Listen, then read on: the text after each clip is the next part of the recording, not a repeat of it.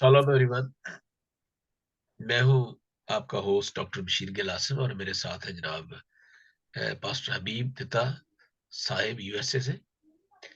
आज हम बात कर रहे हैं बहुत ही क्रिश्चियनिटी का एक बहुत ही अहम रुकन है, हम इसको रुकन भी कह सकते हैं।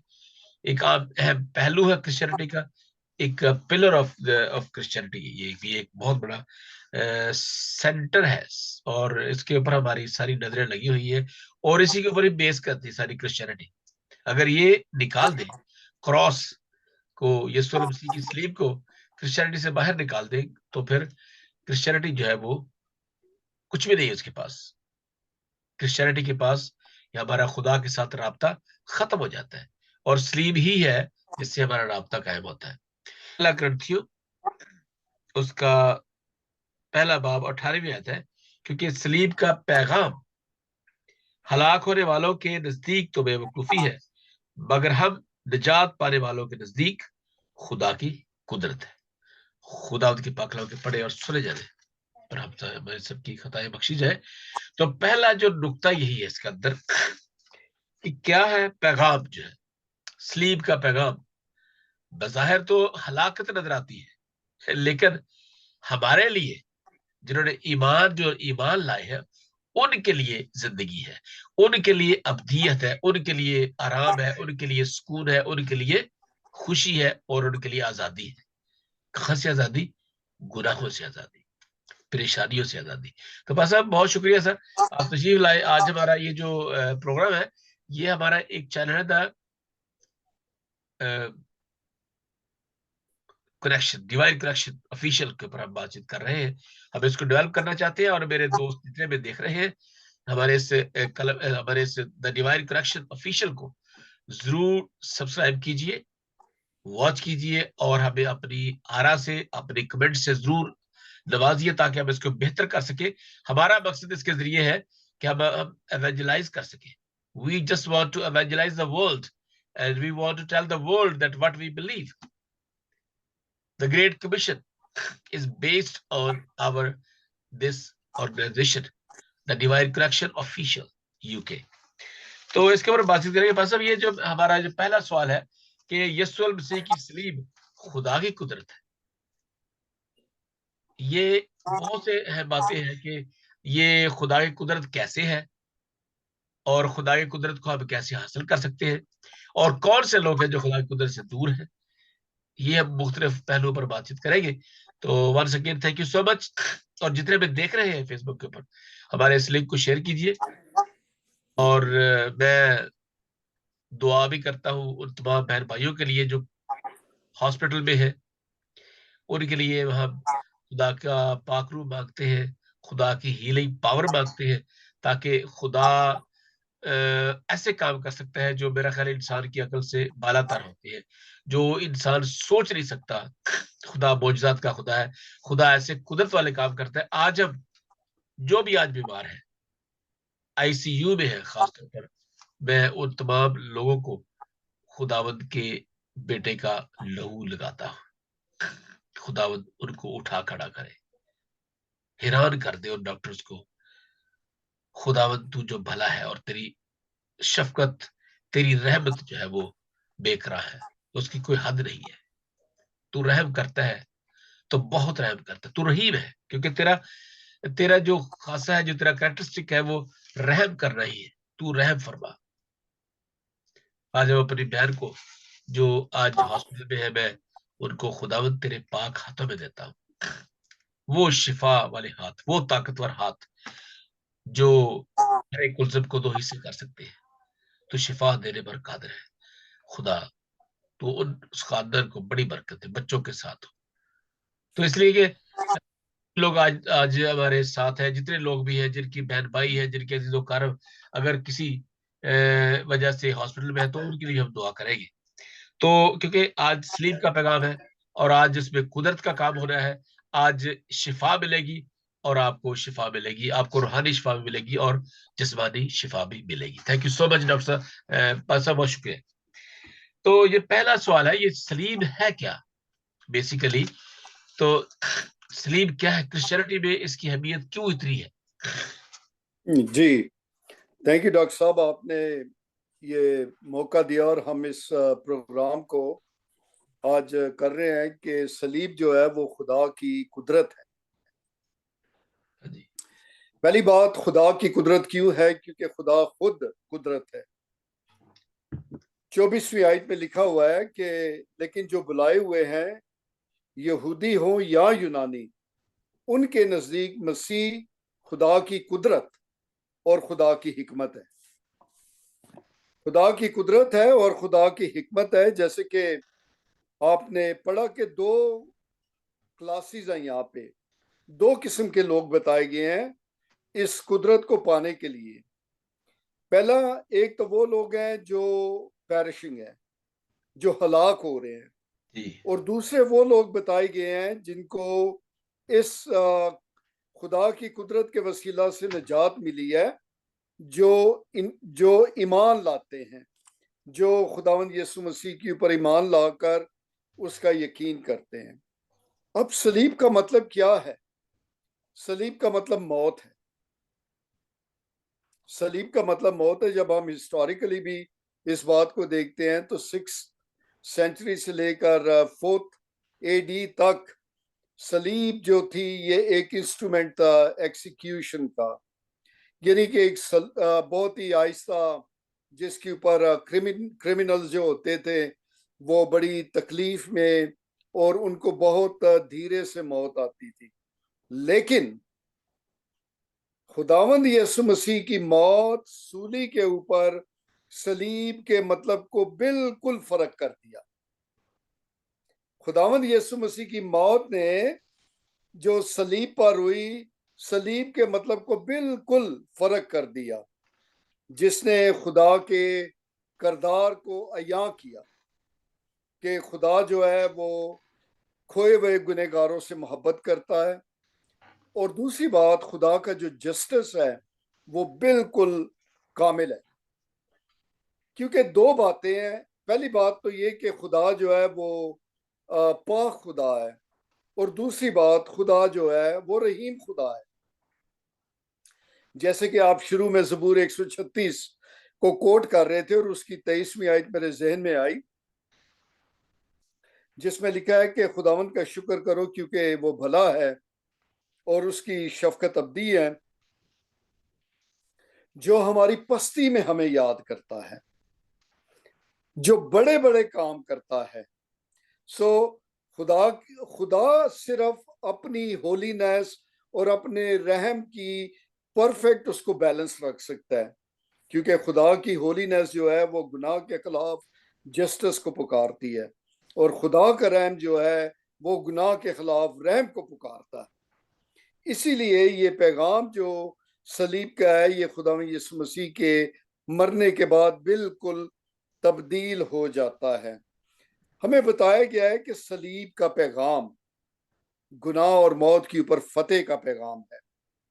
सलीब का पैगाम जो है गुनाह और मौत के ऊपर फतेह का पैगाम है।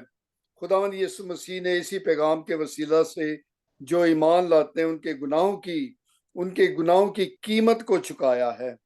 देखिए, रोमियो के खत में उसके 5 बाब और उसकी 8वीं आयत में हमें बताया गया है कि खुदा ने अपनी मोहब्बत की खूबी को हम पर कुछ इस तरह जाहिर किया, जब हम गुनहगार ही थे तो ऐन वक्त पर मसीह हमारी खातर हुआ। ऐन वक्त खुदा की मोहब्बत हमारे साथ असली मोहब्बत है। देखिए, यूहन्ना 3:16 में खुदा ने दुनिया से ऐसी मोहब्बत रखी, पास्ट में, अभी हम दुनिया में नहीं थे। फिर हमें मकाशवा उसके पहले बाब में नहायत इंपॉर्टेंट बात हमें बताई गई है, पहले बाब की 5वीं आयत में।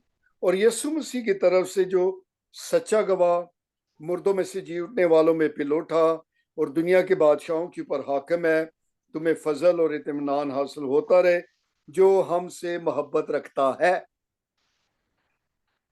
और जिसने अपने खून के वसीला से हमको गुनाहों से खलासी बख्शी, जब हम इस दुनिया में भी नहीं थे। खुदा जानता था कि कौन से बचाए हुए हैं और कौन से बचाए हुए नहीं हैं। यही बात मैं थोड़ी सी वाजियत और के ऊपर कहना चाहता हूँ कि खुदा जो है वो एक गुनहगार को जस्टिफाई करता है।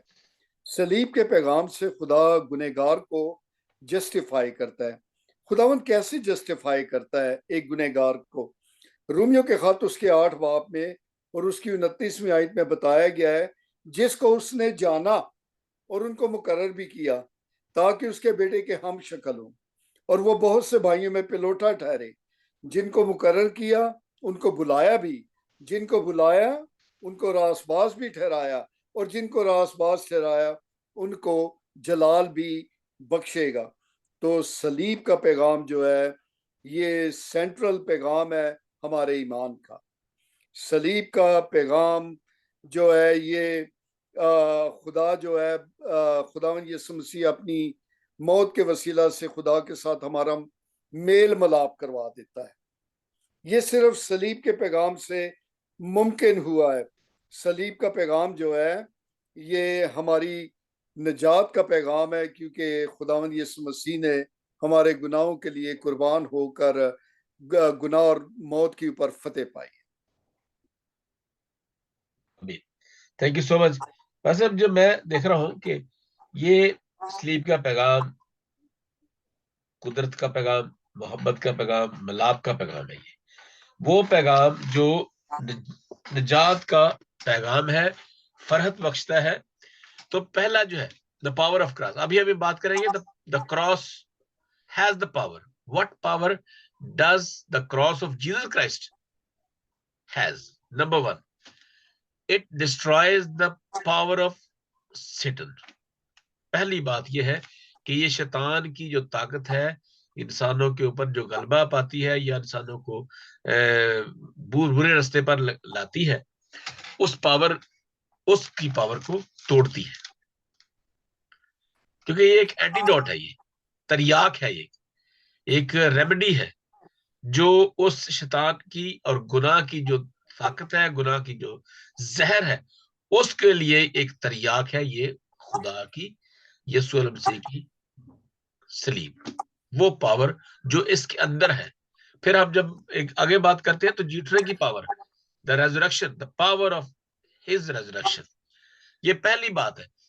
ये मैं इसके बारे में थोड़ा सा ये कहता हूँ कि वाकई, क्योंकि किसी ने ये कहा है कि ये तो शैतान के ऊपर गलबा पाने की ताकत है सलीब जो है। इसको थोड़ा सा अगर आप एक्सप्लेन करें अपने वसीला से या अपने जरिए से, जो आप, क्योंकि ये है the guilty of but the cross provides the forgiveness and healing we need. हम गुनाहगार हैं, हमने गुनाह किया है, हम खुदा के फजल से दूर हैं, खुदा की कुदरत से दूर है, खुदा की रहमत से दूर चले गए थे। लेकिन खुदा इस सलीब की ताकत ने हमें फिर साथ मिला दिया खुदा के साथ। जी देखिए, सलीब जो है वो खुदा के मकसद को हमारी जिंदगी में पूरा करता है। कैसे पूरा करता है? ये बात हमें रोमियो के खत में खुदा ने हमें बताई है। रोमियो 8 बाब और उसकी 3 आयत में कहा है कि जो काम शरीयत जिस्म के सबब से कमजोर होकर ना कर सकी वो खुदा ने किया। खुदा ने कैसे किया? अपने आगे हमें बताता है कि खुदा ने अपने बेटे को गुनाह आलूदा जिस्म की सूरत में गुनाह की कुर्बानी के लिए भेज कर जिस्म में गुनाह का हुक्म दिया। खुदा का बेटा जो है वो, उसका जिस्म गुनहगार नहीं था, लेकिन क्योंकि इंसान गुनहगार है और खुदा की कुदरत जो है वो सलीब के जरिए से जाहिर होनी थी, इसीलिए ये देखिए आगे हम चलते हैं और हमें 27वीं 28वीं और 29वीं आयत में इसका मतलब बताया गया है। वो ये कहता है कि 26वें, आए भाइयों, अपने बुलाए जाने पर तो निगाह करो कि जिस्म के लिहाज से बहुत से हकीम, बहुत से इख्तियार वाले, बहुत से शुरफा नहीं बुलाए गए, बल्कि खुदा ने दुनिया के बेवकूफ़ों को चुन लिया जो उस पर ईमान लाते हैं। अच्छा, अब ये पावर हमारे अंदर कैसे काम करती है? इससे पहले कि मैं ये पूरा पढ़ूं, खुदा की पावर उनको दी जाती है। देखिए जबूर 25 उसकी 14वीं आयत में बताया गया है, the fear of the Lord, खुदा की the fear of the Lord is with those, जबूर 25 और उसकी 14वीं आयत। हाँ, ये देखिए, खुदा के राज को वही जानते हैं जो उससे डरते हैं, और वो अपना अहद उनको बताएगा। राज क्या है? खुदा की काउंसल, ये राज है। बार वो कौन है जो खुदा से डरता है? खुदावंद उसको उसी राह की तालीम देगा जो उसको पसंद है। सो खुदा जो है अपनी कुदरत किन लोगों को देता है? जो बचाए हुए होते हैं। और उनके करेक्टरिस्टिक क्या होते हैं? वो पहली बात तो खुदा के कलाम की आवाज को सुनते हैं, खुदा के कलाम को ओबे करते हैं, और फिर उसको प्रैक्टिकली अपनी जिंदगी में राइज करते हैं। खुदा की पावर उन लोगों के पास होती है जो सुनकर ओबे करते हैं। तो हमें बताया गया है कि खुदा ने ये पावर जो है सलीब की, ये दुनिया के बेवकूफों को चुन लेती है, हकीमों को नहीं। हम हकीमों को शर्मिंदा करे, और खुदा ने दुनिया के कमजोरों को चुन लिया कि जोरावरों को शर्मिंदा करे। खुदा ने दुनिया के कमीनों और हकीरों बल्कि बेवजूदों को चुन लिया ताकि मौजूदों को नेस करे। ये खुदा की सलीब का पैगाम है, ये उसकी कुदरत है कि खुदा कहता है कि बेवजूद, यानी कि जो लोग बेस हैं, जिनके बाप का भी नहीं पता है जी, दोज आर सॉरी। इलेजिटिमेट, हाँ इलेजिटिमेट है, उनके बाप का भी नहीं पता, खुदा कहता उनको भी उसने चुन लिया। सो पावर जो है खुदा की, वो खुदा के कलाम में है, अच्छा, उस ये जो पर मैं, ईमान लाने से। सॉरी पास साहब, एक में और बात, ये जो चुनने वाला है ना, चॉइस, खुदा जो लोगों को चुनता है, जब खुदा चुनता है तो उसके अंदर ये कॉर्पोरेटिव सिस्टम होता है। ये मैं, मेरे नजदीक जो है, मैं जो मेरा ख्याल है, जो मैंने पढ़ा है, कि आप खुदा के पास आते हैं, खुदा चुन लेता है। बहुत से नबियों को, बहुत से अंबिया कराम को चुना, और बहुत से, जैसे आयजाया, तो आयजाया में लिखा हुआ है कि मैंने तो अब तुम्हारी माँ के पेट से ही तुम्हें चुन लिया था। या वो एक नबी यर्मिया की की बात कर, खातिर, यर्मिया की खातिर, यिर्मयाह में, यर्मिया। वो नबी की बात है। लेकिन यहाँ पे एक और भी ये है कि मैं अगर खुदा से बहुत दूर हूं, लेकिन खुदा मुझे रोक रहा है, फिर भी मैं कर गुजरता हूँ ऐसे काम जो मुझे खुदा से दूर लेके जाते हैं।